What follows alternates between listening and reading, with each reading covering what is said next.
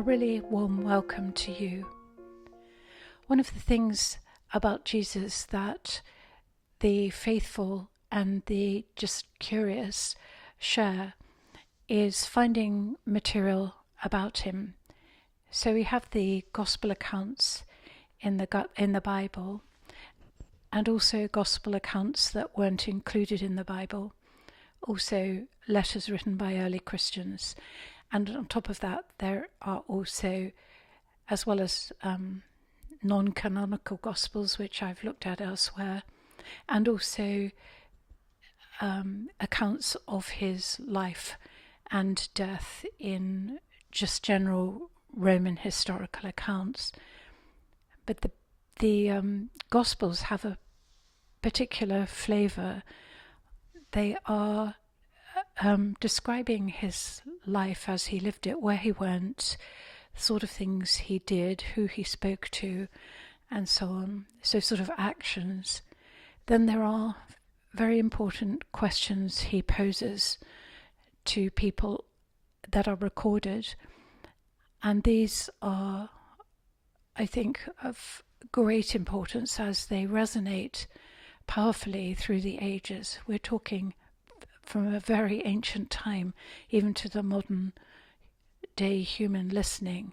The questions hit home very, very hard. But on top of that, we have his direct teaching to people, and that's what we're going to look at today. The account in Luke of the Beatitudes or the blessings is described under the video. This is a truth he spoke, and it's recorded in more than one gospel. But today we're going to focus on Luke particularly.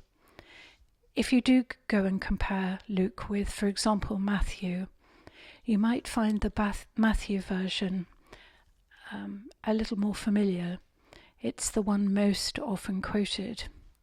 And you can see, if you compare them, that the Matthew account and the Luke account are accounts of the exact same event, but through the lenses of different people's memories of what exactly was being communicated. So the basics are all agreed upon, but the flavour is slightly different. For my money, Luke offers a deeper insight. Here Jesus has come down from the mountain, the sort of place he often went to find peace and quiet for contemplation, meditation, prayer. And coming down, there are a lot of people there. We hear a large group of disciples and a plethora of others too. And they want to hear what he has to say. They want healing. They want restoration. And they want freedom for unclean spirits. These things are listed separately, but in many ways, of course, they cross over. In some ways, importantly, you could say they're all after the exact same thing. We hear that they latch on to him because of the power that is emanating from him, a power of restoration. Jesus then addresses the disciples.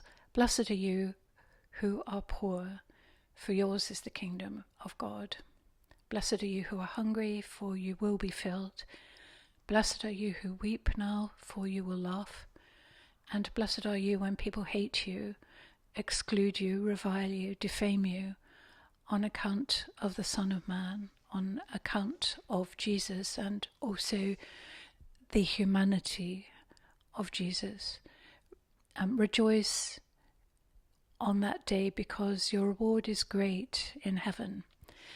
Now that can read, in fact the whole thing can read as sort of quid pro quo. That is, if you are defamed, then you will get a great reward in heaven. If you're hungry right now, then you will be filled later on. If you are sad and broken-hearted, you will laugh. And the easy interpretation of this, often made, I think, is that the reward that Jesus is talking about is in some future heaven that is very far away at the time of death, effectively. So the idea then would be to collect together these sort of good deeds, poverty, suffering, as the quid pro quo for rewards in heaven. I think there's more going on here, though. It's much more subtle. Jesus, we know, was a wisdom teacher, and we'll go back to look at Jeremiah in a minute. The blessings of the poor are not in their poverty, but the fact that these people, and you and me, are inheritors of God's realm, able to live in God's realm, which Jesus many times tells us is at hand. It's close. It's very close. Then there's the blessing of being hungry and then being filled. It's the experience of living, that things are not all the same all the time. We're not 100% sated at any time, really, but particularly if we're doing anything. So we get hungry and then we eat. In fact, hunger and being filled are part of a very natural order for us and for every living creature. For those who are weeping, those who are mourning, those who are broken, he says, you will laugh. This is not to wipe away the weeping and the loss, but all those who have lost someone they loved very dearly, they know the overwhelming sadness that takes place, and that over time this is transformed. The pain is not lost, it's changed. There's accommodation made for it, a newer, deeper understanding about love and life and death, and the ability to laugh again. The idea of blessing even when people hate you and do these awful acts towards you, if they are the result of love, if they're the result of following and truth and goodness. In other words, if they are following the vision you have towards Jesus and humanity, then that need not pierce you very deeply, unpleasant as it is, because in the heavenly realm, in the spiritual realm, in the reign of God, you can know, he's assuring his listeners, you can know that virtue does lie there, and that other virtuous people before you have suffered in the exact same way. Goes on to offer the woes or the sadnesses and reverses all this thinking. If you're counting too much on being rich, then you have received a consolation. That was what you wanted, and that is what you've got. But you are very far from opening to this great wisdom of life and God. Woe to you if you are full at the moment and feel 100% fantastic because you've managed to get that together. Well, you will be hungry again. So there is no overarching blessing there. There's sort of built-in dissatisfaction and sadness. And the same goes with laughter, gaiety, especially triviality, but even the deeper things like the assurance and comfort in loving people. These things also can produce suffering and loss. Viewed in the wrong way, this is not a blessing, but a huge sadness.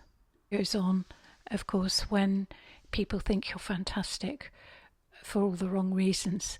So they have done with false prophets for generations. Remembering that Jesus is a wisdom teacher, we can understand from this that he's asking his listeners, he's asking us to view life properly from the position of wisdom. There is a rise and there is a fall. Fullness, there is an emptiness. There is a season for everything under heaven. The blessing is to recognize that and to see the blessing even in that. We look at Jeremiah. He says, "Cursed are those who trust in mere mortals and make flesh their strength, whose hearts turn away from the Lord." This is a pretty raw-sounding piece of text. But Jeremiah also was highly influenced by the wisdom literature. And what he's pointing out here is that when our happiness, our trust, the basis of our life rests on ourselves and perhaps our leaders, who see human endeavour as their primary strength and turn away from God, then their lives are in a way cursed.